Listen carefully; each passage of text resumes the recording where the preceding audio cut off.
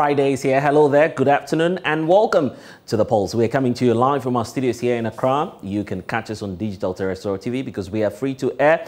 Also, we're live on DSTV channel 421 and GoTV channel 144. This is JoyNews, independent, fearless and credible journalism. Coming up this afternoon on The Pulse, the internal race for the governing New Patriotic Party hits up as candidates aspiring for the national leadership roles have less than 2 months to seek the endorsement of party delegates. This afternoon on The Pulse, we'll put a spotlight on the General Secretary position as 4 candidates declare their intention to kick out John Boydu, the longest-serving General Secretary of the party. In their hearts, as you are saying, well, they just want to also give it a try, you understand? But you think they won't pull you down? Oh, I don't think so. We have more on that coming up shortly for you here on The Pulse. Also, the People's National Convention has suspended 2 of its leading members, the 2020 flag bearer of the party, David Apasera, and also the national chairperson, Moses Daniba, plus 12 others for misconduct.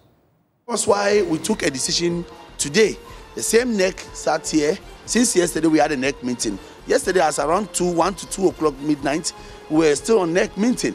So the decision wasn't that easy, but I think we just let it go. Well, there's more on this as we speak to national leadership of the party here on The Pulse. And management as well of Mawako says some customers are lodging false complaints of food poisoning in order to receive compensation from the company. We'll hear from managers of the restaurant as the public awaits findings from the Food and Drugs Authority, which is investigating numerous food poisoning complaints. The following day, we had a diarrhea and vomiting. Since that day, we've been running for the past 4 days with my children too. Well, it's all coming here for you on The Pulse. I am blessed Sogah as always. The Pulse is brought to you by Global Communities, Dignilu, affordable, safe sanitation. This afternoon as well, we're streaming live on all of our social media handles. It's at JoyNews on TV and also on YouTube. Feel free to join us with the hashtag The Pulse. My personal handle is at Blessed Sogah. Thanks for choosing us. Please stay for details. And you're welcome to the program. Well, this afternoon, the internal contest of the New Patriotic Party is heating up as the candidates aspiring for the national leadership role in the governing New Patriotic Party have less than 2 months to seek the endorsement of party delegates ahead of a crucial national party conference slated for July this year. Now, the NPP is set to hold regional level elections by the end of next month in order to pave way for the national contest. Well, even before the dust settles, 4 different individuals have declared their intention to contest the longest-serving General Secretary of the party, John Boydu. Well, let's bring you a breakdown of their profiles. Well, the party secretary himself, John Boydu, has declared his intention to contest, and his profile is right here for you. John Boydu, as we know, is the General Secretary of the governing New Patriotic Party, and actually he stands now as the longest-serving national officer in the NPP history. So he's a force actually to contest with, and he is saying that he would want to retain this position and then increase the fortunes of the party. But there's also more for you. We know about, this is Charles Bisu. He is also in the race, but for this is one candidate as well who we're dealing with this afternoon, Frederick Opariansa, who's the member for the 4th, 5th, 6th and 7th Parliament of the 4th Republic of Ghana. Well, he became the first member of Parliament for Ghana, representing particularly the Sohum constituency. So first MP for the Sohum constituency in January 2025 after emerging the winner of his constituency polls in 2004. And this is the very man we're focusing on this afternoon as he shares his views with us on what it is that he's bringing on board to change the fortunes of the NPP. Well, when asked about the contest, the General Secretary himself, the incumbent, John Boydu, says he has delivered more numbers in terms of electoral victory to the New Patriotic Party than any other General Secretary the party has ever had. I took over as General Secretary when we had 122 seats, not 137. I took over as General Secretary when the party almost every now and then is in one problem or the other. I remember in 2015 alone, our National Council of Elders met the national officers close to not less than 14, 15 times in a year since I took over this party. I have never been invited, the entire party invited to settle any issue at all. I've brought entire peace and tranquility in the running of our party. The kind of things that have developed within the party in terms of support the party. Such as? Be specific. For instance, there's no party that supports its party constituency region on a monthly basis ever. So you pay them now on a monthly basis? We not pay in terms of salaries. We pay for their operations. It's never happened to the MPP before? No, nobody has been able to do that. Not when you were empowered in 2020 to 2028? No, ever. Never. So it happened under your watch? It happened under me. What did you do special to make it happen? This is because the man behind you, decides that. No, it is purposeful decision and wanting to invest where it's important. I remember when we were about starting this process, we decided that in 2017 thereabouts, when we decided to open nomination for orphan constituencies, the resources that we got, we could have used it at our headquarters. We invested wisely and began the process of supporting our constituency party on a monthly basis. And since then, we've been able to do it consistently. It has never happened before. This is a party, if you are looking at the most successful period of our party all time in history, that we've had the highest votes, highest parliamentary representation. It is 2020 and 2016. And that's where I was General Secretary. 2020? 2020, we've never had 137 seats in Parliament before, ever, in our history. But of course, I mean, that's also because you've expanded the number of members of Parliament. But even before you expanded, we didn't have it. But we've never had a hung Parliament before until... No, we were going to have that. No, wait. We are going to have that in the 2008. Yeah, but we never did. When His Excellency Nana Addo Dankwa Akufo-Addo won the presidential, if he had won 50% plus one, we were not going to even get a hung parliament. We are going to have a parliament that the sitting president is minority in parliament. But the fact we didn't have that. You see, and even that, it is a negative for us. If we had, I would have wished that we were able to win one touch and even get minority in parliament in those days. You know, so it is nothing strange that has never happened before. I'm saying for those who want to throw in their hearts, as you are saying, well, they just want to also give it a try. You understand? But you think they won't pull you down? Oh, I don't think so. Pedro Parensa is a former member of parliament. He knows this game. Know his game of what? Running a constituency. Yes, that one I agree. But he still ran it into a level that he lost the parliamentary primaries, internal primaries. Said that whoever took over from him increased the margin ever. So if we had not been careful, we would have lost the seat in Zoom. You understand? So it's not just about being the longest serving in parliament and all that. We are talking about a national party. We are talking about rallying the entire 6 million people behind the party. We are talking about organizing the party in 275 constituencies and over 28 branches throughout the world. That is the point that we have. So if you manage just a small place and you think that that is enough, well, you don't even have experience. None of them. Well, maybe Opare may have attended one national. I haven't even seen him in national executive before, ever. You understand? So, and you see, sometimes they will say, oh, when you became General Secretary, you also didn't have an experience of a General Secretary. The difference is clear. The difference was that I was the National Youth Treasurer. I was the National Youth Organizer, for which reason I was a member of National Steering Committee, I was a member of National Executive, I was a member of National Council. I was a National Organizer. And for which reason I was a member of Steering Committee, National Executive, National Council, before I acted as General Secretary. So it is not the same as somebody who has never even attended some of these meetings before. And I have never had experience of organizing on a mass scale before. But this is our party, and this democracy.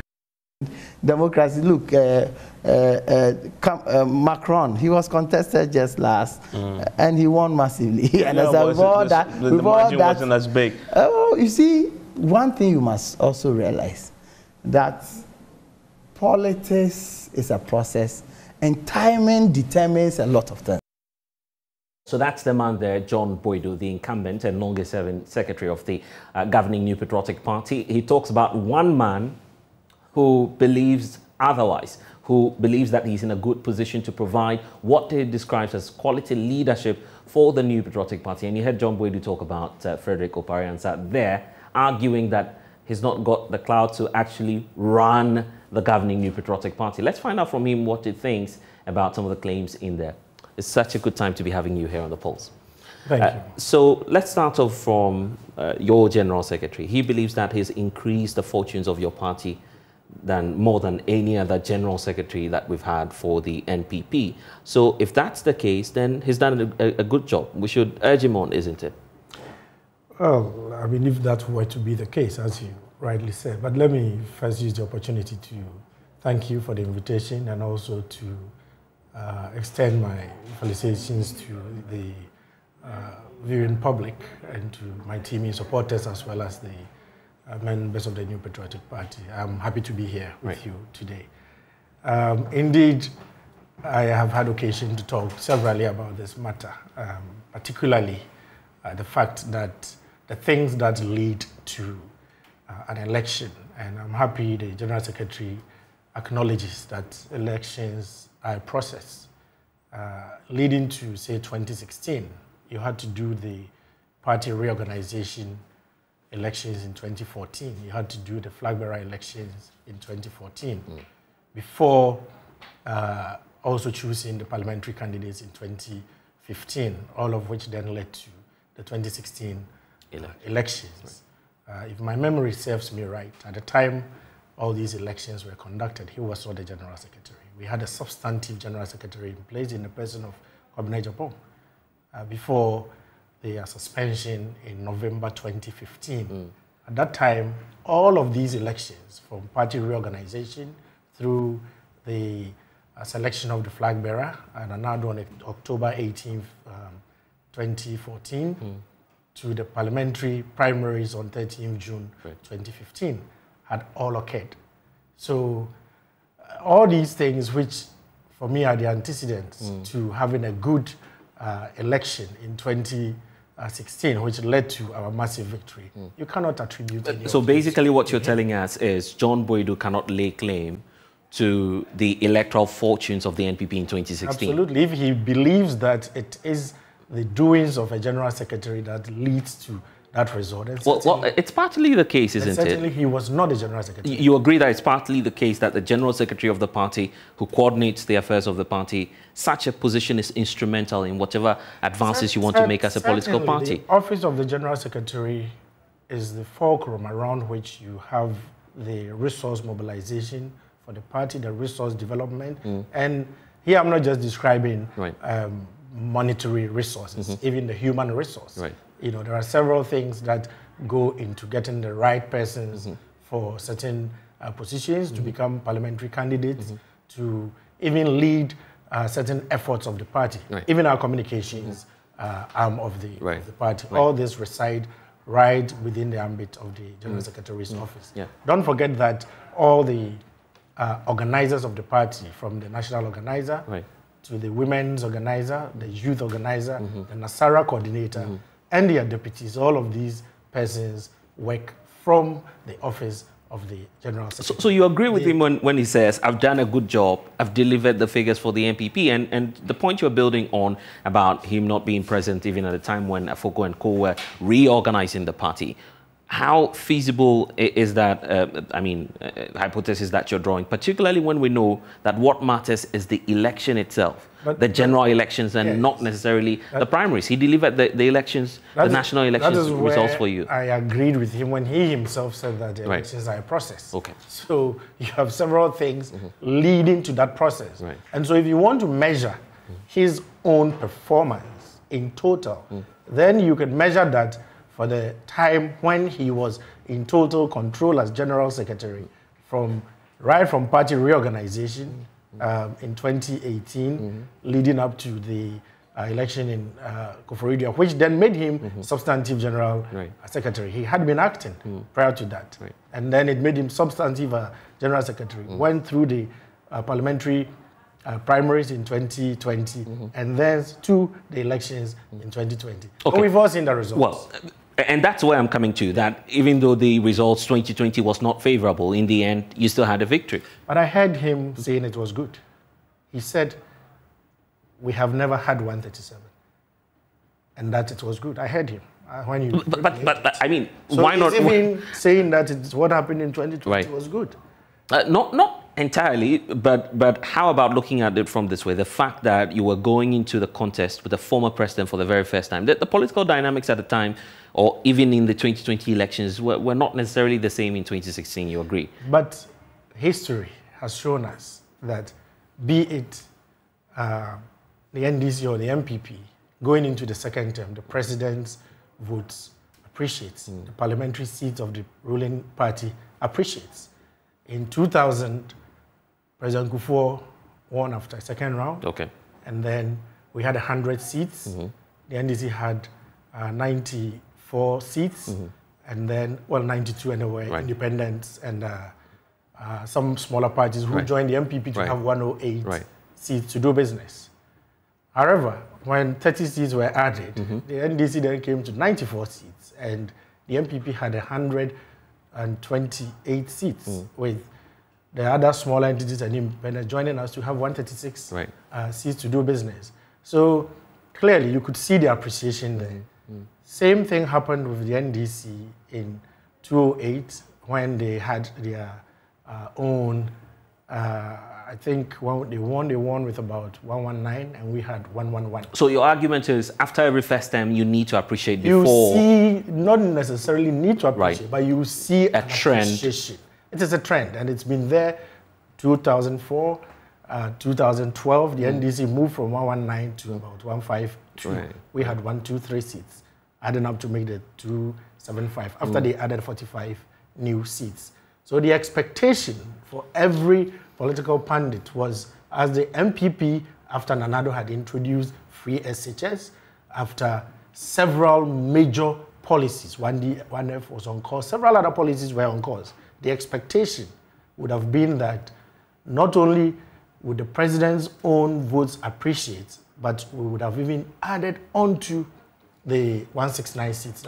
What you're telling me now reminds me of the day when you, in fact, granted some interviews explaining why you decided to run the race. And you claim that you stand for quality political leadership. Is that to say that, well, if you look at what John Boydu has done, he's done his part, but he's performed poorly, and that's why you're providing what you term as quality?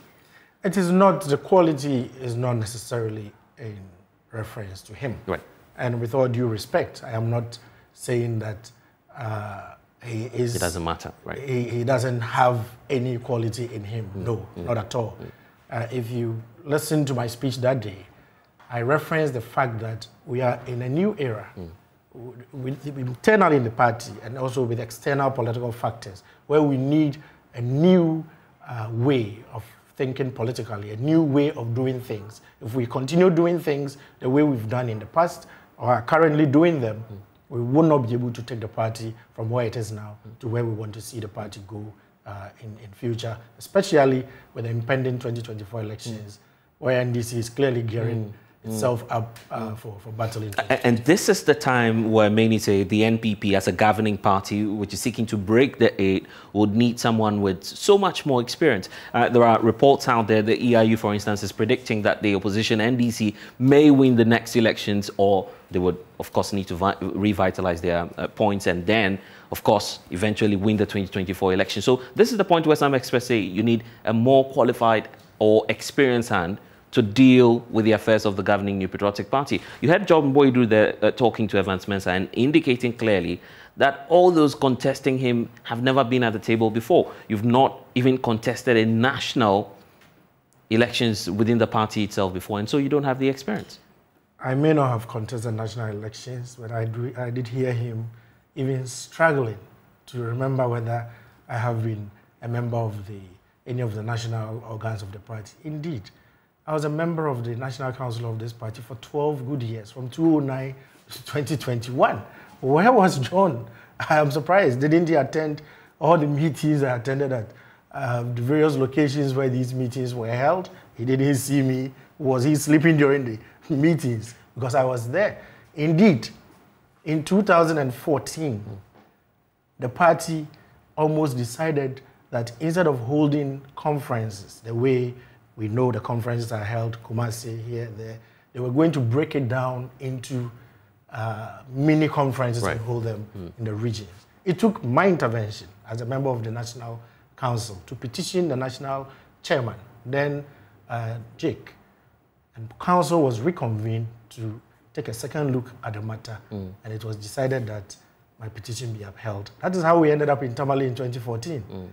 So just by virtue of the fact that you have been with the party holding all kinds of positions, if you can't remember these simple facts and acknowledge them, then you are beginning to remind me of the man who claims to have been an assemblyman before.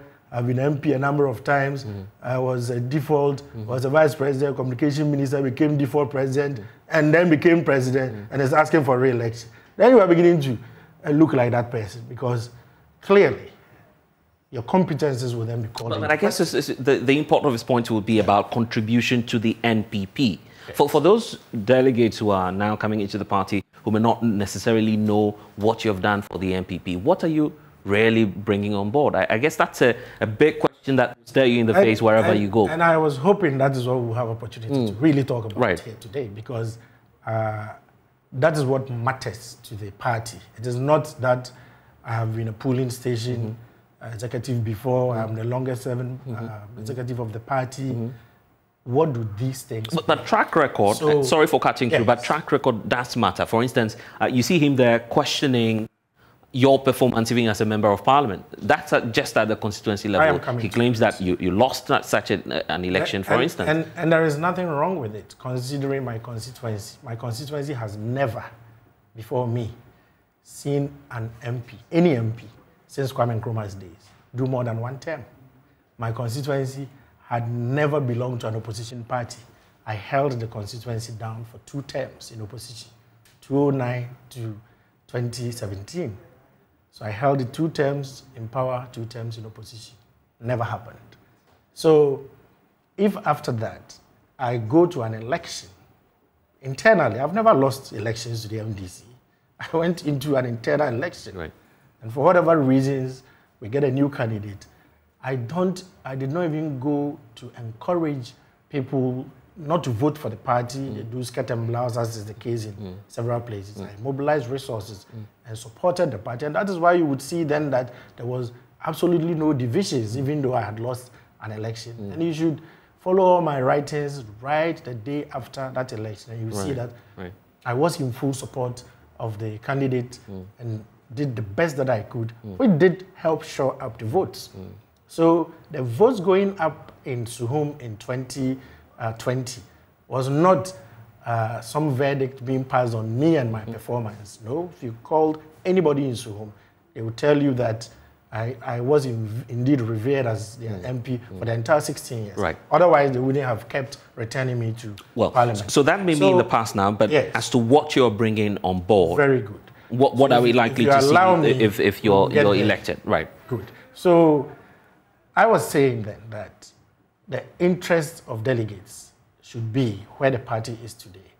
Scan the aspirants and let us see who has what it takes to deliver the party to where we want to go.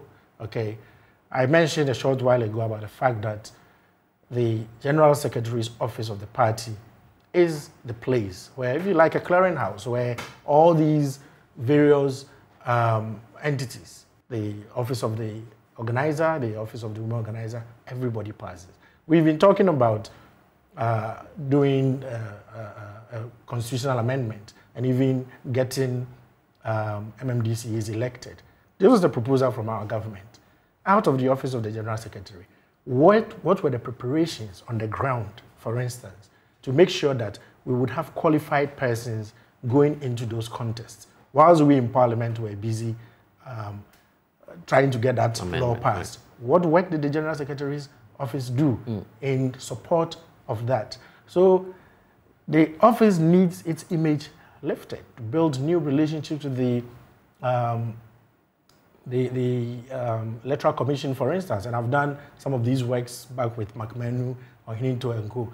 Don't forget that as the chief whip of the party back in 2009 to 2013, I was a national officer of the party because I was elected by National Council. And so for all those purposes, I was just like maybe a Deputy General Secretary or one of the other officers who are also elected by National Council. And that is how I first entered National Council. And I had then the opportunity to serve the party in that capacity across the entire country. So I wasn't serving just my constituency. Okay, so I bring on board that ability, okay, to, if you will, raise the profile of that office to be able to deal with all these bodies and entities that the party needs to deal with, develop a whole new array of relationships with them.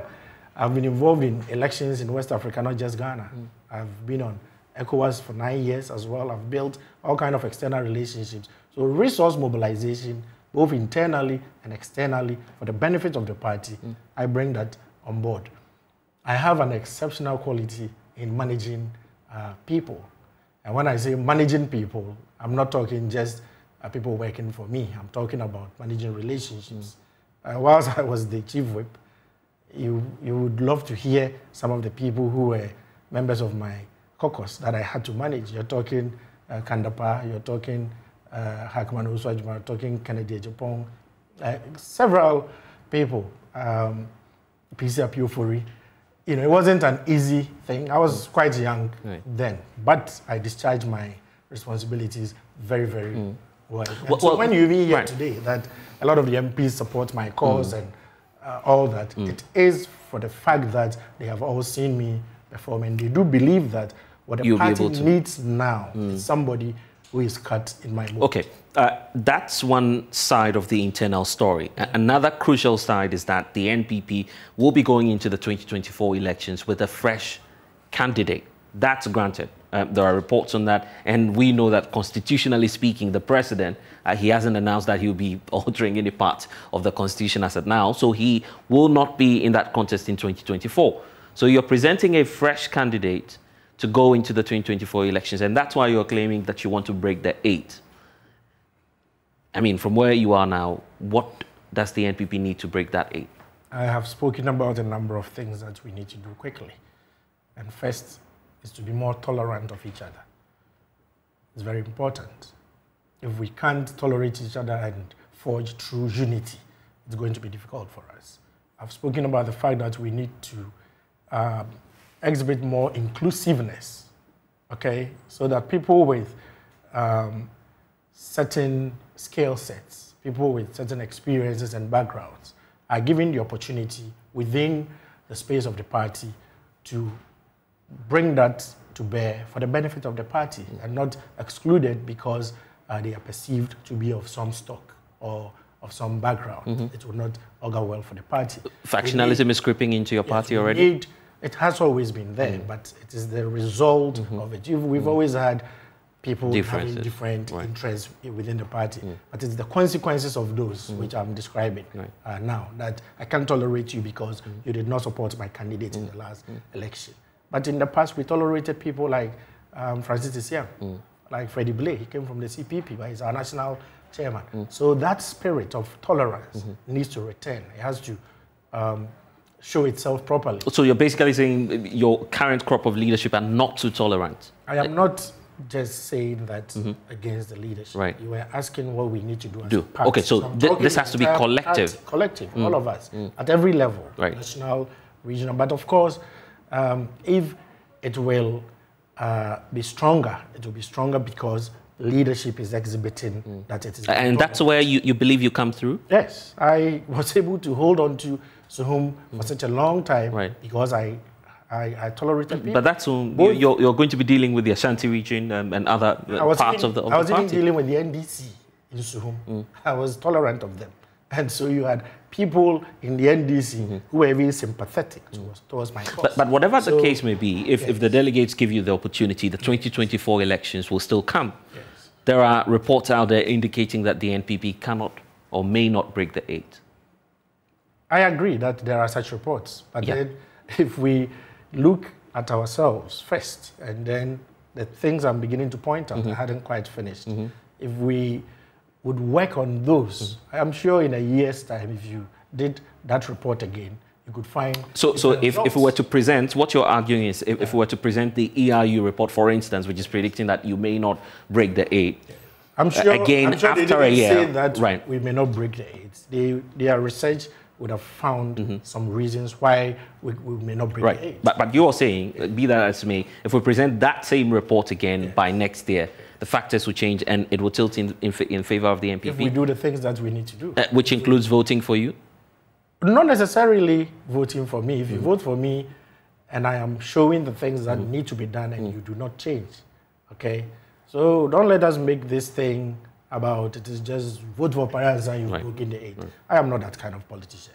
I believe I have the requisite skills and experience to bring to bear to help our cause, to break the 8, okay? But I'm not saying that if you don't vote for me, you won't break the 8. Okay, because we don't have all of the time, one of the critical things, you've been talking about points, we may not go through all the points, but one of the critical things which some political watchers believe your party has to deal with is the silent factionalism that's brewing between the camp of the vice president and one of the forerunners, Alan Kojo-Tremating. You've seen some of the names out there as well, those who would be contesting to fill the slot of the party.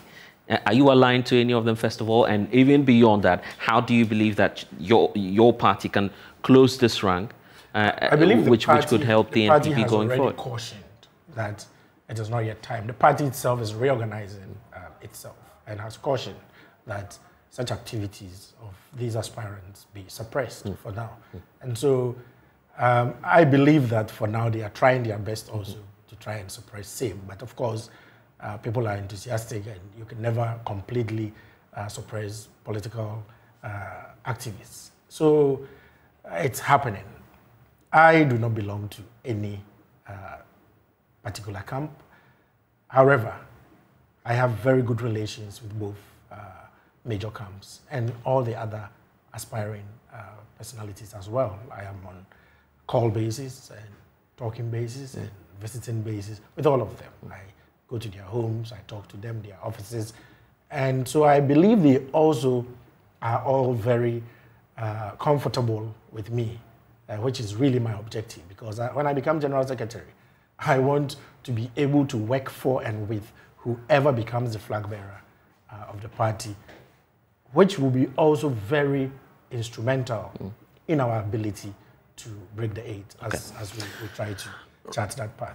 Operance, I'll be giving you the opportunity to speak directly to delegates in just a minute, but one more issue which we need to tackle is about the performance of the NPP, which definitely will give the chance to your party to either win or lose the 2024 elections. Some say the verdict is out there. Your presidential candidate then in 2016, now President Akufo-Addo, has failed Ghanaians. What's your take on that? I don't believe so. I do believe that things are difficult. The president himself has admitted that. The finance minister has come in, also said same. But it is also true that the current difficulties that we face as Ghanaians is not peculiar to us as Ghanaians. It is a worldwide thing, which are two major factors. People do not want to accept them, especially our political opponents, that COVID has had a major impact on the global economy, and so has the Russian and Ukrainian conflict. So yes, things have happened, but I do believe that the president has delivered on a lot of the major pledges that he made to this nation through the MPP manifesto, and through the numerous campaigns that were held across the country. So it is my belief that properly communicated, properly analyzed, pound for pound, we will see that the president has done extremely well. Okay, in just a minute, when an average delegate goes to the poll, in July at your National Delegates Conference. They look at their party card. Why should they endorse you briefly in just a minute? They should look at the various aspirants and who is best fit to carry the party's message to Ghanaians. Essentially, that is one of the prime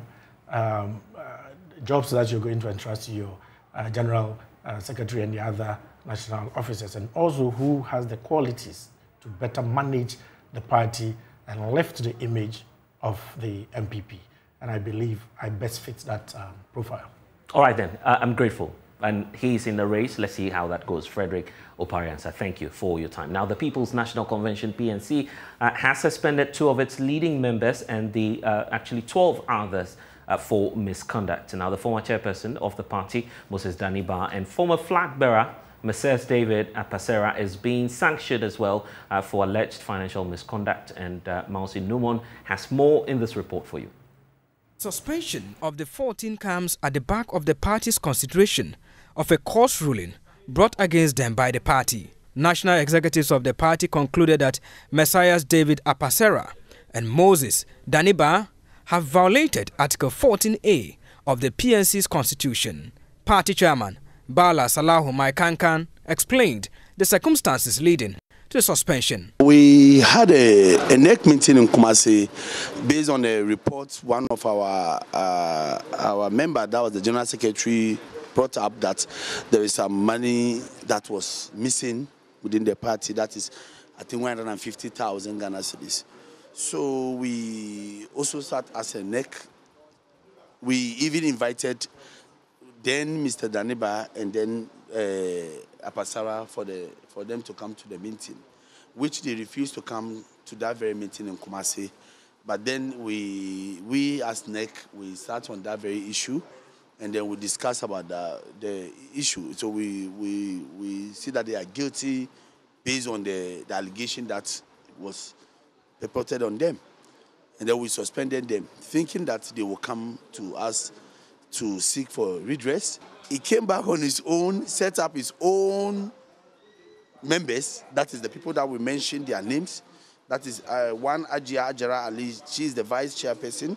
And then one Mr. Umar Bakure, and then Abbas Nuhu, and Sampana, that is one chairman for Bono region, Richard Jereke, chairman of OT, and Abraham Kaba Hirohito, chairman of Ashanti region, and Siba Sakibu, that's the Greater Accra Regional Secretary, and then Yakubu Malam Yakubu Tahir, Western Regional Chairman, and then Armi Yao, Organizer, Ashanti Regional Chairman, and then Oliver Ganaku, Secretary, Vota Region, Abdul Samed Nuruddin, Secretary, Bono Region, and Hidayah, the woman organizer. So based on what he did, he has gone too far, because we suspended you, you went to court asked you to come back for redress. Now you came back also creating another issue. So that was why we took a decision today. The same NEC sat here. Since yesterday we had a NEC meeting. Yesterday as around 1 to 2 o'clock midnight, we were still on NEC meeting. So the decision wasn't that easy, but I think we just let it go. Mr. Mike Kankan believes the PNC has more qualified candidates to contest and run for the 2024 presidential election. Certainly, Apasara may not be the last presidential candidate. Since 1992, we've been changing flag bearers. Because 1992, it was Dr. Hilary Man. And then 1996, it was Edward Mahama. 2000, Edward Mahama. Before Asan Ayerga. No, before Edward Mahama, one came, Dr. Yakubu Isaka. After him, Asan Ayerga came. And then Apasara also, as far as he was sacked. So definitely someone might come. We have more who are waiting. The party is, however, poised to allow the law take its course should those suspended continue to hold themselves as members of the PNC. Mausi Numo's report for JoyNews.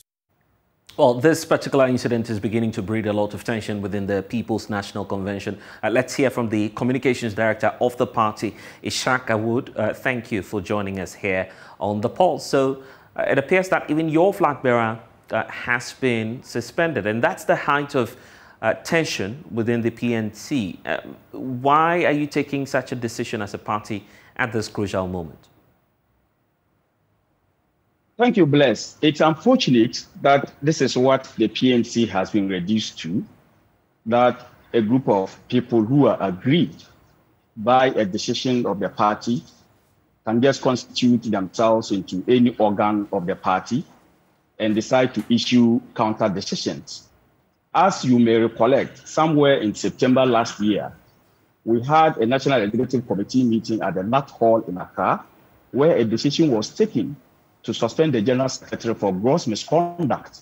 And following that suspension of the General Secretary, she has stopped at nothing to ensure that she disrupts the smooth running of party activities. She has been running around everywhere, purporting to have the powers to suspend other officers of the party. And to start with, let me state here clearly and loudly that Mr. David Apasara, as flag leader of the party, Honorable Moses Daniba, as chairman of the party, have not been suspended. I mean, they are so how then can you have executives of your party go ahead to announce such a decision? Well, I just told you that these are an aggrieved group of members of the PNC. I don't disagree the fact that they are members of the party, but the constitution of the PNC has not given them that power. And indeed, when they talk about holding a National Executive Committee meeting, the party has a constitution, and the constitution stipulates clearly how National Executive Committee meetings of the party can be called and can be organized. So if you have not met that constitutional requirement to hold a National Executive Committee meeting, you can't just call any gathering of party executives a National Executive Committee meeting and then issue directives or decisions emanating from that purported kind of National Executive Committee meeting. Ishak, is it not the case that perhaps you're jumping to the defense of your presidential candidate, on whose side you may be out of this feud that's emerging within the PNC itself? Did you hear that I was suspended? Some other executives of the party were suspended alongside the flag bearer and the national chairman. You did not hear my name. I am supposed to speak for the party. I am supposed to defend the party. And I speak to facts and I speak to issues that relate to what exists within the party. Yeah, but I mean, if there's misconduct within your party, and perhaps that may be another leg of the conversation. Just hold on for me, Ishak. If there's misconduct within your party, some of your members may necessarily feel aggrieved as you're describing them. And so if somebody is perceived to have misconducted himself, there is a remedy within the constitution of the party. There is a disciplinary committee within the party. The disciplinary committee would have to look into whatever misconduct has been alleged against anybody within the party.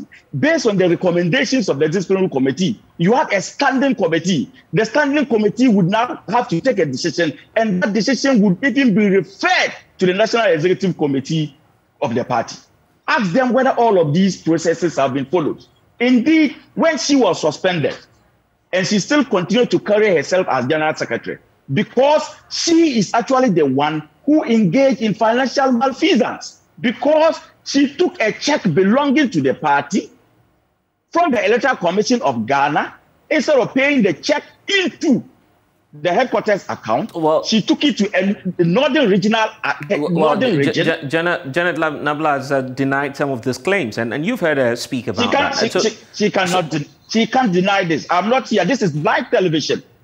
Bless, you know me. My politics is not to lie or to slander. I will not come here and lie. I am telling you that it is. She's only justifying how she spent the money. She cannot deny that she misappropriated that particular check, because the check was not meant for northern region. She took the check, instead of paying into headquarters account, she paid it into northern regional account.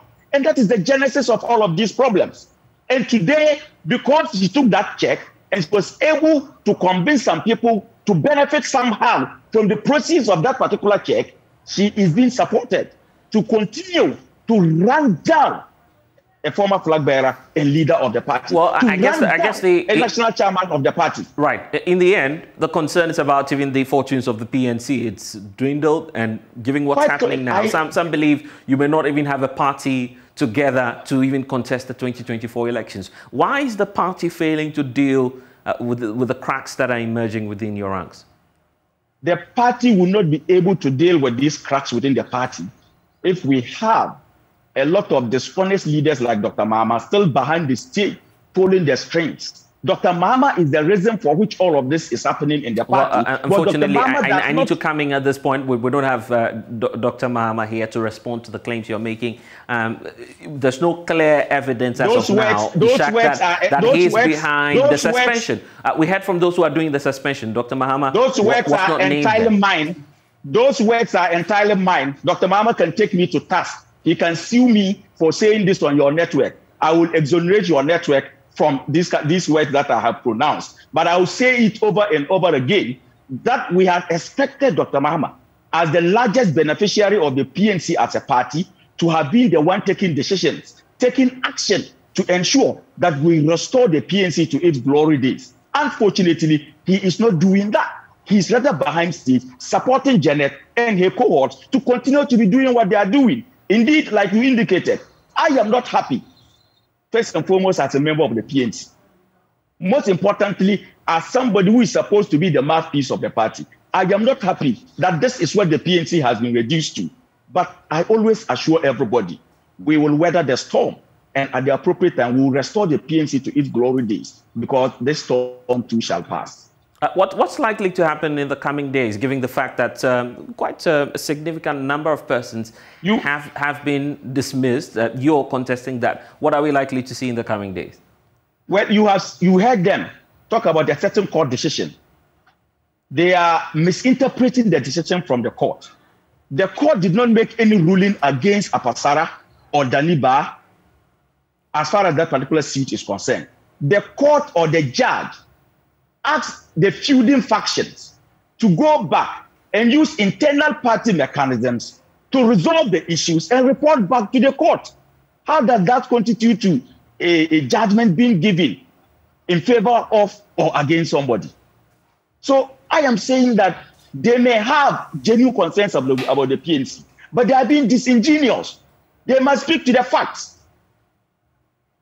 The court did not rule against anybody.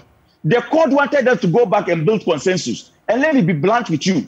I have refused for a very long time to speak to this particular matter, because I think that it is time for us to build bridges and be building consensus. And when it reaches that point, some of us may be needed. So I didn't want to state my position, because whatever position I state as far as this matter is concerned, you will be seen to be belonging to one side of the faction or the other. But I think that is becoming one too many.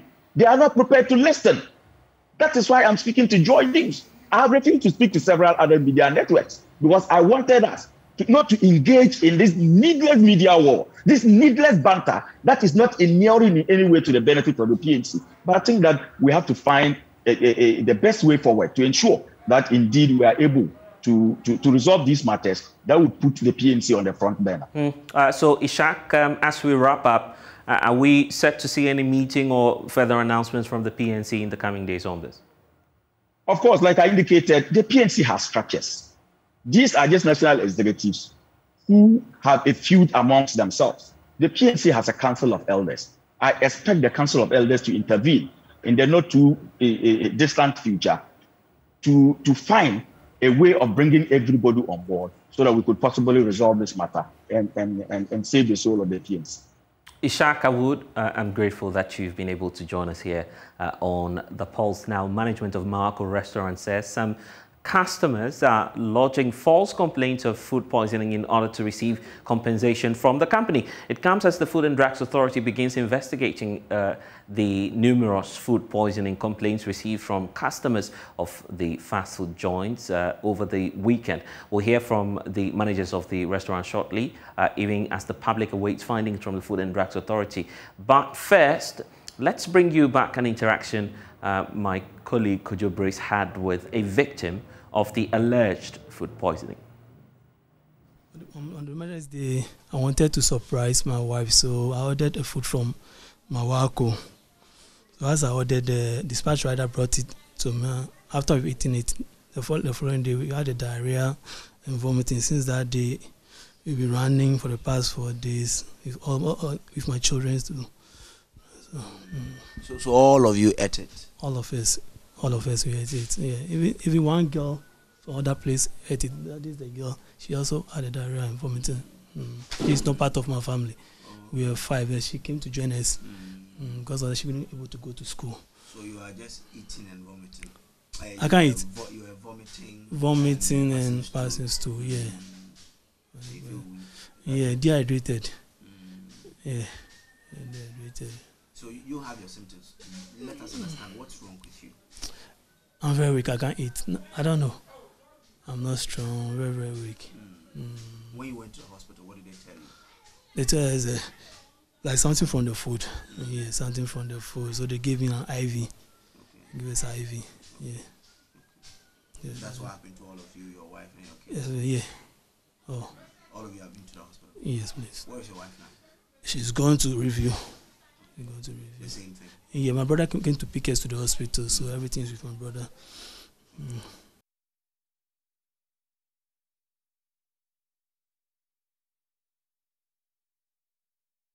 How about the kids? They can't eat. They can't eat. This boy have to force. He can't eat. Look at him.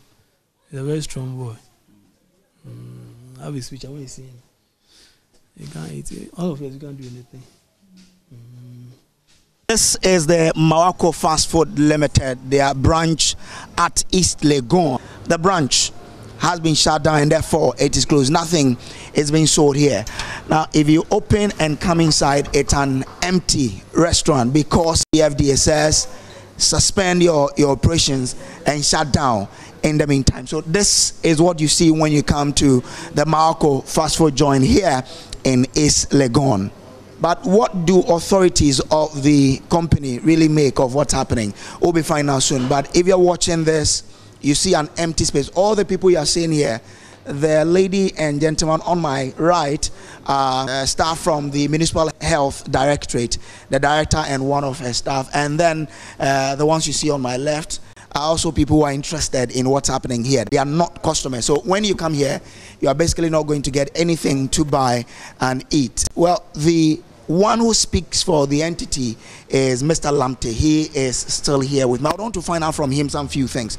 Mr. Lamte, people will be asking, okay, so they had already planned to serve people.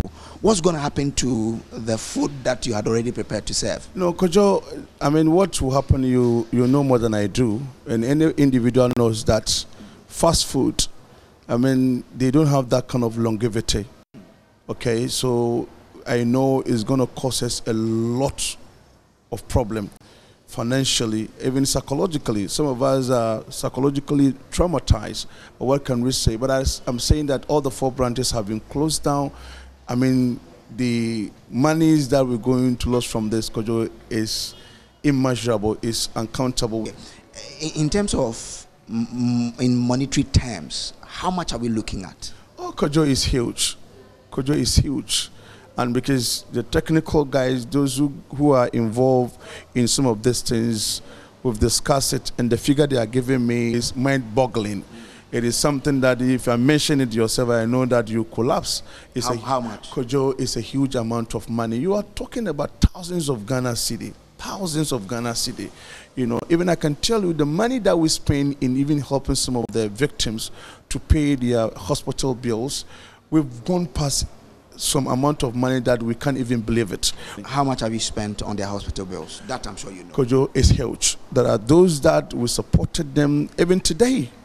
We have the list that we have to pay almost about 14,000 Ghana cedis for about 5 people in one hospital. We've paid a lot of money. There were places that we paid about 20,000. There were places that would even paid about 2,000 and all that. So the money, we've not quantified the amount yet, but I'm saying that maybe after our investigation, when we come out with our press release, we'll try to capture all this in our... Can it be close to 100,000 cedis or 50,000? 100,000, no, but I think that we're just close to, let's say, 70,000. I can tell you that. And when it comes to the meal preparation, spent close to 300,000. I'm looking at your 4 branches. That one, I cannot give you an authentic information on that one, but it's a huge amount of money. Let's see and let you understand how the whole thing is. They have another space up there. Let's try and find out whether or not, in fact, the place has been announced to have been shut down. Indeed, it has been shut down and nothing is happening. We've been around, but let's take you out there so you can have a view of how the place is. Absolutely empty. That's how the place looks like. So this is the upper floor of the Mawako Fast Food Limited here at East Legon. And thanks for staying with us here on The Pulse. We'll return shortly after this break. And you're welcome back to The Pulse. Now, the Trade and Industry Minister, Alan Kojo-Kyerematen, has given assurances that government and the industrialization agenda of the NPP administration will soon pay off by creating some more jobs for the teeming youth who are unemployed in Ghana. The New Patriotic Party stalwart who was speaking at a lecture organized by the Presbyterian Church of Ghana on the theme Harnessing Job Prospects and Opportunities in the Trade Industry encouraged Ghanaians to eschew pessimism about their future and not lose hope because the country has brighter prospects ahead. My colleague Samuel Mbura has more in the following report. Unemployment has been a major challenge in Ghana. In spite of many policy interventions by successive governments, a significant majority of the country's youthful population have difficulties finding jobs. In a bid to exploit solutions to the crisis, the Presbyterian Church of Ghana organized a public lecture in Accra on the theme Harnessing Job Prospects and Opportunities in the Trade Industry. CEO of InnoHub Limited, Nelson Amu, who was the main speaker of the event, called for the creation of the right policies that catalyze business growth. It is time as a country to pursue the path of high growth of businesses, ready available investment in these businesses, who we can tell could create jobs. Once we invest in you, we want to see how many jobs you're creating, how many sustained jobs you are creating, what levels of incomes you're paying to these people. It is time to pursue this agenda. It is time to look again at my proposed Ghana-Africa strategy. Moderator of the Presbyterian Church of Ghana, Right Reverend Professor Joseph Obriyeboamanthe, expressed worry about the deliberate attempts by every opposing party to run governments down for political gains. In this country, there is a way that partisan politics is done that makes me want to vomit. Want to vomit at time. And they all do it to each other, the two parties. When one party is in power, the other one in opposition's job, he feels that his job is to run the one in power down. And if you are in Christian council or a reverend minister and you are not supporting what they are saying, they say you are supporting the one in power. It is not my job as a minister to run governments down. It is my job as a minister to help every government in power to do better, because if the government does better, Ghana does better. Minister for Trade and Industry, Kojo-Kyerematen, listed some industrialization policies being rolled out by his outfit targeted at supporting the private sector, which he believes is the engine of growth. The government, if you recall, in our budget statement, focused on the new direction that government is pursuing, that we want to develop an entrepreneurial nation. This is where the government is trying to move to develop an entrepreneurial nation. And so in that regard, government has established what is called the Youth Start program. Youth Start program. And government has earmarked an amount of 1 billion Ghana cedis,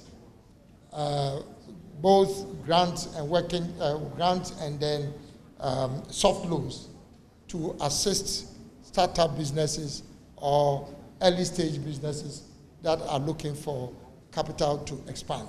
A lot is happening, except that somehow either the communication is not going down enough, or simply there are a lot of people who are giving up and we need to bring you back. The minister therefore urged graduates and the youth across the country to take advantage of the institutional support that the government is providing to create jobs other than giving up. There's this whole issue of people come out of school and they are looking for a job in either the private sector or in government without necessarily exploring the possibility of starting their own business. When you go to the United States, all these celebrated companies, Facebook, Amazon, all these are companies started by individuals. So please, don't let us be so downhearted or pessimistic about our future. Public sector job is not an option because, as I said, there's no space there. In the private sector, you either look for a job with an existing company or allow government to help you to start your own business. The Presbyterian Church of Ghana is hopeful that through a successful collaboration between private sector and government, the crisis of unemployment, which comes with its associated problems, will be resolved. Samuel Mbura reporting for JoyNews. Well, so that's the reality. The Trade Minister indicating that the public sector appears to be full and cannot accommodate more persons in terms of employment. So how do we fix this problem? Joining us in studio now for a conversation is Nicholas Isaac-Agbana, who is a development expert, economist as well, and executive member of the Eagles Forum. It's good to see you, Isaac, could join us. So let's start off from the issue of unemployment. It's obviously the biggest challenge for the country as we speak, but the stark reality is government can no longer take on more and more persons into the public sector. So how do we fix the problem? Well, that's what in economics we call an inclusive growth agenda, which means three things. Strong economic growth. Secondly, is to ensure that it reaches a broad segment of our society. It reaches women, it reaches youth. As you can see from the employment statistics I shared last week at JIMPA, right. I mean, if you look at employment statistics, women are worse affected, and the youth also are worse. Well, just break it down for us. I don't know if you have the figures, so, perhaps just to paint a solid picture for us to understand what exactly it is that's happening. This is data from the 2021 population census. Right. We had, per the census, an unemployed people of 1.6 million. And 1.6 million. That is what persons, the census said. And out of that, 54% were female, 46% were male. Out of the 1.62, 63% were in the urban areas, and 37% were in the rural areas. If you look at it by the age categories, while the overall unemployment rate was 13.4%, in the age group of 15 to 35, which is the national youth age, the unemployment rate was 20%. In the 15 to 24 year range, which is the global youth definition, the unemployment rate was 33%. I mean, what it means then is that if we are, and I'm happy to hear that youth start is coming. Right. For instance, we'll talk about youth start shortly, yes, but the point you're building. Yes, so so the point about inclusivity is that then you need to look at all these dynamics to ensure that when you design a program, you are tackling the urban bit, which shows a very high proportion. You're ensuring that you have a gender focus as well, so that you are tackling those segments of the population that are worse affected. Otherwise, you don't have the inclusivity bit. It's not addressed. Right. The third bit, of course, is sustainability. I mean, issues about climate and environment. It's also important. Right. And not just the environmental bit, but also ensure that the programs that we are running are sustainable as we go along. So, in the gist, that is what the inclusive growth agenda is. It's telling us in terms of the figures. Yes, broadly, that is what it means. But that rests on what I see as 4 key pillars. Good governance matters. I mean, just this week in the graphic, we've had a survey by PwC, PricewaterhouseCoopers, which was commissioned by the UK Ghana Chamber of Commerce. That mentioned corruption and transparency as an issue. These matters have to be addressed. Right. Beyond that, you also have the issue of macroeconomic stability, which is staring our face now. We have all the high inflation issues, high depreciation of the cedi, as well as high interest rates. Those macroeconomic issues also have to be. And that's where the difficulty of actually diagnosing the problem comes to play. The fact that we're not able to get the genesis of the problem. Where do we start from when we're looking at the trajectory and trying to find out what's really the cause for unemployment in this country? I mean, where do we start from? The starting point is good governance. Because you need good governance for people to have confidence, both domestic and foreign investors. So if a business survey is done and the business community is talking about corruption and transparency as an issue, you have to address it. It's a good governance issue. And that came up, that survey was published in a graphic. That came out as the #1 issue that the business community has. You must address. So it's not purely just an economic issue. Issues about, I mean, how judiciary works, the court system, acquisition of land, all the issues we have. These things are matters that frustrate investments. And people need to invest, grow the economy, and create opportunities for more people. For more people to be. How about the people themselves, the young ones who are coming out of school each and every time, and the claim by some experts is that they are not even serviceable. They don't have the skills to provide what it is that industry needs. The skills is an issue, but from where I sit, it's a minor issue. Because look, if a business person needs people, and he can find even relatively unskilled people or people with low skills, he or she would employ and put in money to train them to work. So the core issue for me is that our economy is not growing fast. It's also not diversifying adequately. And it reflects in the manufacturing GDP growth figures we see. Agric is growing, services is growing, but our manufacturing sector consistently has lagged behind. And all the empirical evidence globally shows that the economies that create the most jobs are the economies that are very well diversified, because that means that you have multiple opportunities for people to find spaces to work. But if our manufacturing sector is consistently lagging behind, and we are relying solely on agric and services, then it means that there's something missing.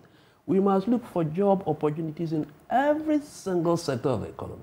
So for instance, I cite cocoa as an industry, for instance. We've done cocoa before you and I were born. But for so many years, we have focused just on the farm side. Right. Go to Craig's Cocoa Research Institute's website. Look at the wide range of byproducts. You don't see them in the market. Why can't we push? What is missing there? It is when people can turn these byproducts into new businesses and have a market, then you create more room for people to be employed. But then government says, well, we believe we need to shift the economy to a production-centered one and also try as much as possible to deal with private sector to open up the system. And then we're hearing of this grand plan of a youth start policy. You've heard about that policy as well, some 1 billion being devoted to the policy. Will it work in the end? It's good to hear that government has plans to do it, but a lot rests on two things: the design of the policy and the implementation. I haven't seen how the design looks like, and so I would have to look at the design. But at least we know that jobs. we know that jobs will be provided. That's the grand plan anyway. For now, it's a statement of intent. I mean, that's how you want to treat it. Well, we've heard that from the finance minister. The trade minister is also reiterating that right now, even talking about the financial commitment to such a policy. Good move. That is one. But what we are hearing are the high-level stuff. Let's see the details. What is the program design?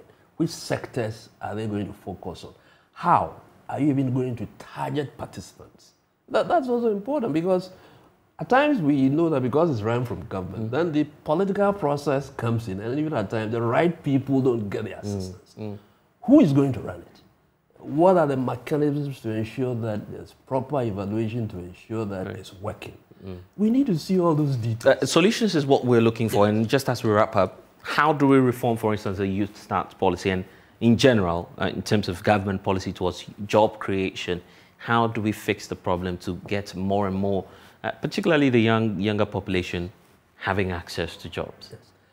One, you started just starting, so we cannot talk about reform now. So I would say that the conversation should start around, well, let government share what the program design is. Yes, right. And then all of us can critique and offer suggestions as to how best it should be run. So that is step one. But beyond that, from where I sit often, and not just this government, previous governments, we've run a multitude of programs. What I don't know, and I stand for correction, is whether government has commissioned some independent evaluation of these programs. What worked, what didn't work, what lessons can we learn? In my field in development work, it's a core part of what you do. Maybe it's done, but I'm here to see public reports on these matters. So often from where I sit, yes, 1 billion. We've heard big initiatives, a lot of money, isn't it? But the data still shows, it's not as if we are not doing this, it's not as if we are doing it, nothing. The data still shows that whatever we are doing is not sufficient. All right.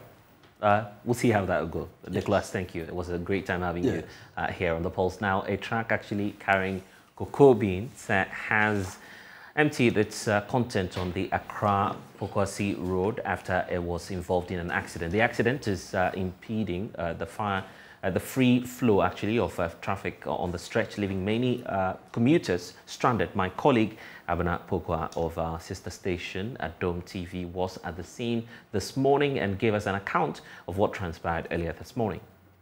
Okay, so we got information this morning, and when we got to the scene, some eyewitnesses who witnessed the accident spoke to us and said it happened around 1:30 to 2 a.m. at dawn. Okay. Yeah, so they were there, they assisted in directing the traffic before the police got to the scene.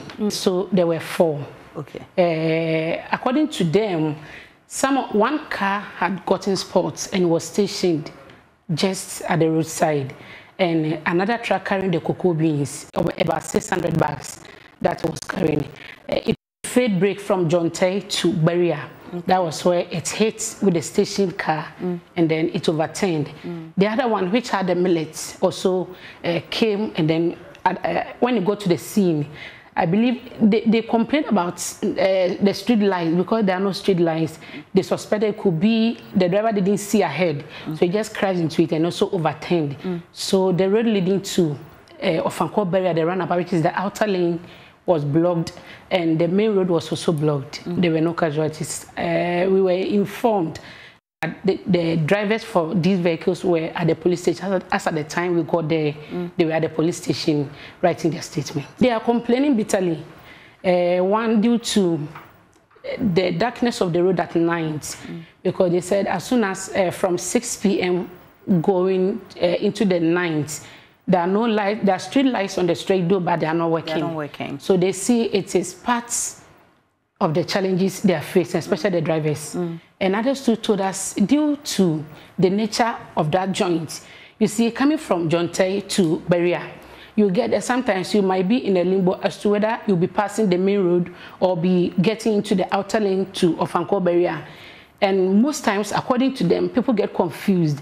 They said just last Monday there was an accident, which a private car caused it, because when we go to the scene or the junction, it was torn between going to the outer lane or using the main road, and the confusion also became like a situation where carelessness sat in. Yes. Yeah. Okay, so the truck overturned due to the carelessness of the driver. So mainly the challenges has been the street lights and the stretch, how it has been designed. They believe something could be done about it. So they were appealing to the authority. Met about 4 police officers from the MTTD. They were there directing the traffic. And all persons who ply the Pokwase Road will attest to the fact that most times you see the traffic is always hectic at Jonte, but today after Jonte you realize the traffic was still heavy through to Beria. Yes, so they were there directing the traffic. But those who were using the outer lane to Ofanko Beria could not use the quota. They had diverted it to a rough road for them because the road was blocked due to the track. As at the time we got there, they were offloading the cocoa beans, about 600 bags. Another truck had come and they were offloading. The police officer, even though they didn't want to speak on camera, said after they are done with offloading, they were going to tow. I saw a towing machine over there, which was just awaiting for the offloading to be done. The military, they were yet to get to the truck to offload. So that was the situation. Well, let's stay in the Greater Accra region because residents of Kwabena in the Ga East municipality are kicking against the erection of a telecom mast in the area, citing health implications of erecting a mast right in the middle of a residential area. The residents called on the Environmental Protection Agency to halt the construction works. They have also written official letters to the municipal executive of the area to intervene while they seek legal advice on the matter. A few weeks ago, we saw some workers digging a very big trench over here on a piece of land here. So we inquired from them, what is happening? And we were told they are going to build a mast. And the whole neighborhood, there was an uproar that they were not going to accept it. And this demonstration continued for about 4 days. And my other neighbors approached me as a retired civil servant. That what shall we do? So I called the environmental director, East Municipal Assembly, and also the municipal engineer. And they came with their team. And the environmental officer issued a stop permit, a stop order to them. And then the engineer also issued a stop order to them. But unfortunately, after the 3rd day, what we saw was the people came back and resumed work. And they were working day and night. So I called the environmental director. He couldn't tell me anything better. When I called the municipal engineer, he also didn't tell me anything better. So, Ghana, what do? We have to, initiate other measures. So the measures was that we have to write a petition to our lawyers. And then we wrote a petition to our lawyers. And even the owner of the land didn't consult any of us as residents. And then from the look of things, if you look at this neighborhood, the buildings were closely built. It's a cluster of buildings. And if this thing is built, inside this residential area, you could imagine the effect that you have on these residents. Where they are going to mount it is a residential area, and it's a business site, so we're not going to allow it. So one day we were there, we just saw that they had started mounting it. So we came around, they told us that they have the permit to mount it from the EPA. So we all decided if the authorities are giving them the permit, so who are we to challenge it? But fortunately, we begin to do our own investigation and we found out that it wasn't true that they are giving them the permit to mount it. So that's where we are now, that we want to stop it because it's not good. And my basic thing is that the woman is not living here. The owner she doesn't stay here. She's at least gone. And we mounted it here. If anything happens, we are going to suffer. Because I've been here for 14 years. And you see, the place is developing. There's the residential that you can't. Normally, we mounted this one at the end of the town. You can't mount it in the beginning, at the center of this area. We are expecting them to let them dismantle the whole thing here. Yeah. So what is the next line of action in case, because from what Mr. Kofi said... We have taken it to our lawyers, so then based on their report, we'll know what to do next. While inspecting the site on Thursday, the Environmental Protection Agency says the telecom company leading the project failed to secure the necessary construction permit. The assured processes will be triggered to halt construction works. Awudu Yauda is the Deputy Director of the Crown West District of EPA. The tower has been built. Yeah, the tower has been built, and there's no one on site to get the information that we are seeking for. So we don't know which company is involved in this tower, and we don't know whether they have permits from any regulatory body. From our checks, we didn't work on this development, so we cannot ascertain, but we will still go and verify. So basically, we have procedures that you have to follow when you want to erect a mast like this. And so you submit an application to the agency with the specifications of what you want to do. Thereafter, officers will come to the site, assess the site, consult the neighbors, and follow the due procedure. If everything is satisfied, we grant you a permit to raise the mast. Basically, it's a procedural issue.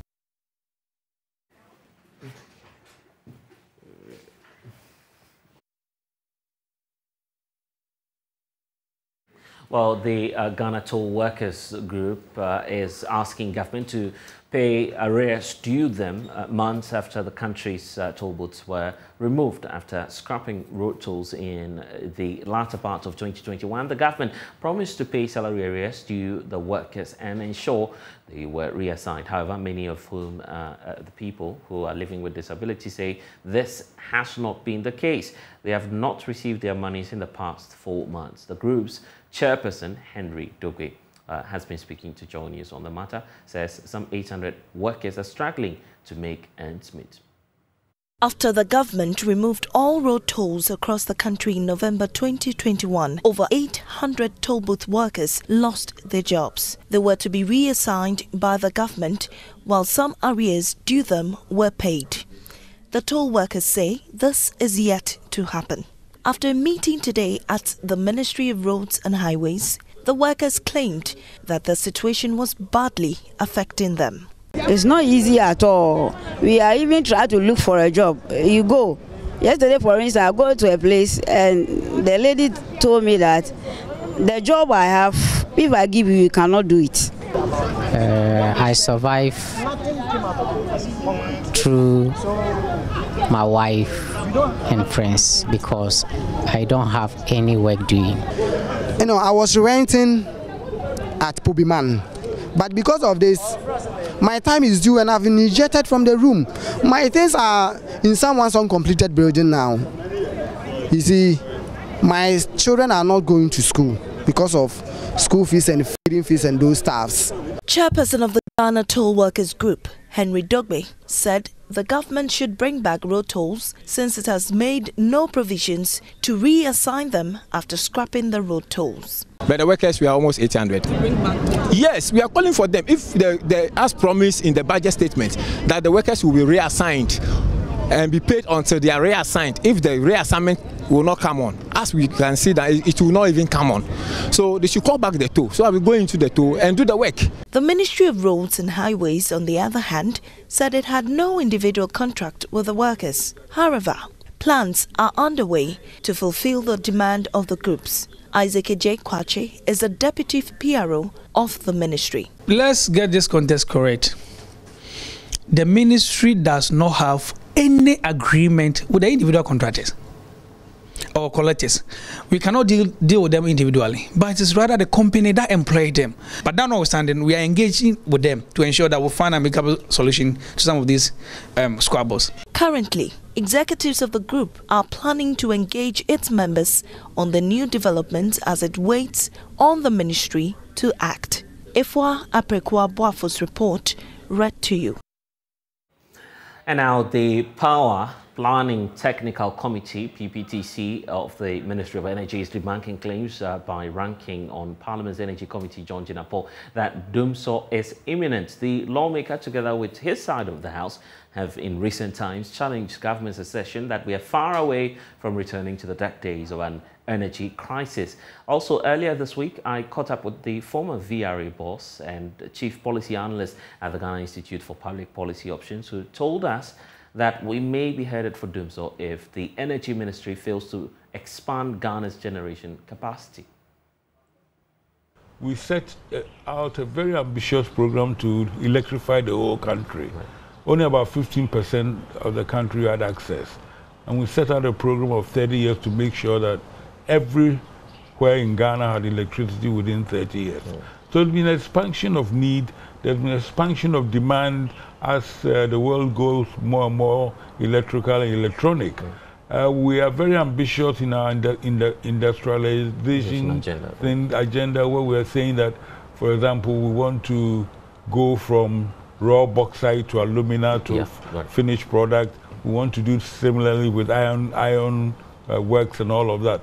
These are some of the most power-intensive industries that should come. So there's no doubt. You know, I mean, at the beginning of this administration, there was a lot of talk about excess capacity. Precisely. But that excess capacity is not there at all, long gone. No, we don't have it? You know, you have to have, no, you have to talk about reliable capacity. Right.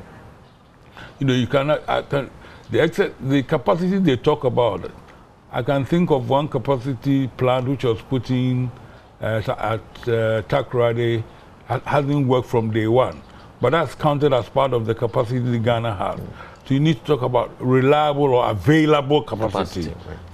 That which we can, and I believe now we are actually not meeting the demand with the available capacity. So yes, we will need, but the only way in which you can expand and build more capacity is to make sure that the power that you're already supplying is paid for, and it's also leaving a profit, and also leaving something aside for you to be able to make the investment that will bring on the extra power. Right.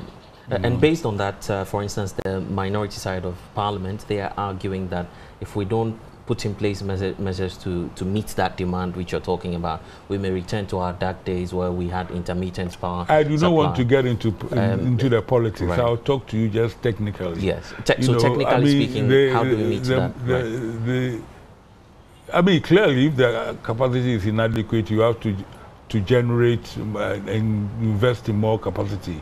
Thing about power capacity that doesn't take a day. So you got to plan. It takes 4, 5, 6 years to get a new power plant in place.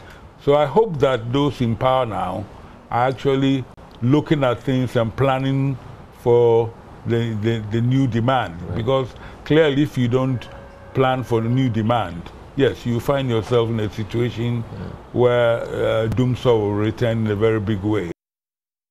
Well, the Energy Ministry has a response on all of these claims. We'll bring you excerpts of what they've been saying in a statement by the PBTC. You have portions indicating that it is noteworthy that doomsday will only occur where the actual demand is higher than the generation capacity. The additional capacity recommended is only required to provide extra capacity to serve as a reserve. So that's a response to portions of what very good. And also, just as you heard from Dr. Charles, the fact that the Energy Ministry believes it has excess capacity. But think otherwise. But still on the statement, it notes that, please note that the analysis referred to in the article above only concerns demand or generation at peak time, which is at night, and then consequently, solar generation capacities, which are typically not available in the night, are discounted the stack of generation. Additionally, the generation capacities used in the analysis are dependable capacities, which are less than the actual installed capacity. Accordingly, actual installed capacity are much higher than the generation capacity used in the analysis. Then they go to do an analysis way back from, starting from projections in terms of 2023 to 2027 and how we are matching all of these figures. We'll do a further analysis on this and bring you some updates in our subsequent bulletins. But for now, let's talk about the Vice-Chancellor of the Kwame Nkrumah University of Science and Technology, Professor Rita Akosua-Dickson, who's advocating for an uptake of research outputs for commercialization by local industries. She believes partnerships with industry and inventors and actually investors as well would translate scientific and technological findings into impactful societal solutions. That's more in the following report. The KNUST held a science and technology exhibition as part of activities to commemorate the university's 70th anniversary. The exhibition saw a display of various innovative and sustainable artifacts and inventions developed by the different colleges in the university. Vice-Chancellor of the KNUST, Professor Mrs. Akosua-Dickson, observed that the majority of research activities conducted by the university would not achieve the purpose of impacting society if they only end up on bookshelves and in journals. In the light of attaining the UN Sustainable Development Goals, Professor Mrs. Dickson is imploring local industries to partner with the university for the commercialization of research outputs. The problems of society are our problems, and we go through research to profess solutions to the problems of humanity. In that sense, what we say is that if we carry out these research, we must ensure that the research or the outcome of these research are impacting the people for whom the research are carried out. Interestingly, we are not able to do this all by ourselves. We partner. KNUST believes in constructive partnership, and we cherish the kind of partnership that we enjoy with our industrial partners. And we welcome them to even help us to commercialize all these research outcomes that are coming. They should come and pick it up and then take it all out there so that it will be very beneficial to society. Impressed by the innovative exhibitions, Executive Director of most private industries shied away from collaborating with the universities. This, according to him, stems from the protracted channels of communication investors have to endure. He therefore advocates for the establishment of a platform for investor-friendly engagements between the university and industries. In most instances, private sector is frustrated when they are engaging with university. First, it is not straightforward. Secondly, it takes quite a long time. And the third thing is that you don't even know where to start from. We need to foster this kind of partnerships. And to foster this kind of partnership, there should be a platform for engagement. And this platform for engagement needs to be facilitated. So we will need someone who will facilitate this kind of engagement process so that the private sector will see what the universities and the research institutions have. For JoyNews, Emmanuel Bright-Kweku reporting. And this afternoon, a static scenes in the auditorium after defending champions Tamale SHS came from behind to stand Canton SHS and Nandom SHS to successfully retain the title as the ABSA Northern Zonal Champions. The Lions won the trophy in 2021 after beating the Seminarians from St. Francis Xavier and Notre Dame. Tamasco survived a similar contest with the Seminarians this year and went ahead to beat Tamale Islamic SHS to secure a spot in the grand finale of the zonal championship. And after setting eyes on the trophy, there was actually no surrendering at all. Manuel Kranting reports from Tamale.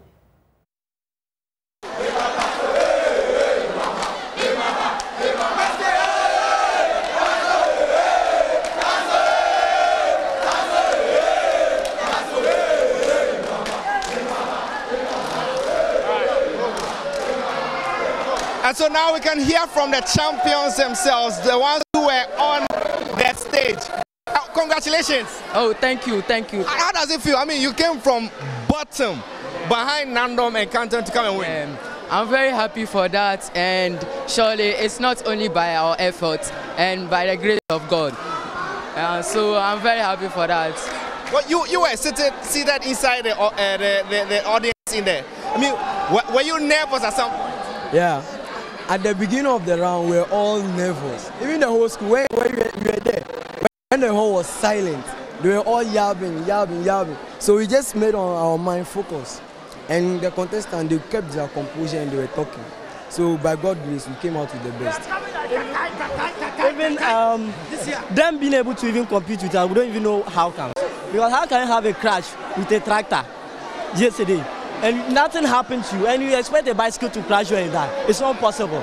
So this is just a normal thing. That's what's supposed to happen. Yeah, that's what's supposed to happen. So what's the call to the people who are watching from Cape Coast, from Kumasi, from Accra, and they're going to meet you in the national championship? 1%. We are 1%.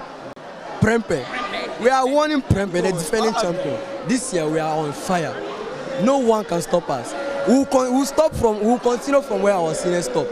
They stopped at semi-final. This year we are winning the trophy, inshallah.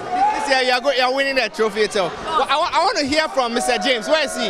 Well, Mr. James, and as you are hearing the students chant out, Sir James, Sir James, Sir James. This is their coordinator for National Science and Maths. What is that trick? Best of every coordinator. All the coordinators in this particular country. I think this man, you see him? Have you seen him? Yes, I'm telling you, he's the best ever. Mr. James.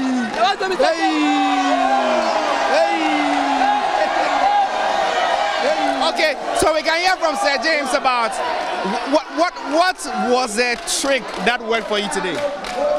No, you know, for us, we have always been prepared. We are almost always ready for any action. You see the back hill here, any of them could have represented the school and would have won this contest. You understand that? It's teamwork, and we have been building it for some time now. We're so confident, even though we went down, we're very confident that we'll win the trophy at the end of the day. Well, and there was a point in the auditorium that every Tamascan was quiet because you were trailing. You were at the bottom of the table. Yes. Oh, but some of us, we know our students, so we knew what could happen. You understand? We are very hopeful. Even some of them wanted to leave behind there, we had to calm them down. Then I sure the game is not yet over. So when we started picking the riddles, then they began to get more hope. You understand? So it gave the assurance that we were picking it. Okay, last year you went all the way into the semis. Yes. And doing damage to Achimota and the rest. Yes. This year, which schools are you targeting? This year they were coming like a kite. No school will stand our way. With this team available, we are going straight for the trophy. Yes. And so they've successfully defended their trophy. And for now, it's just jamboree and excitement.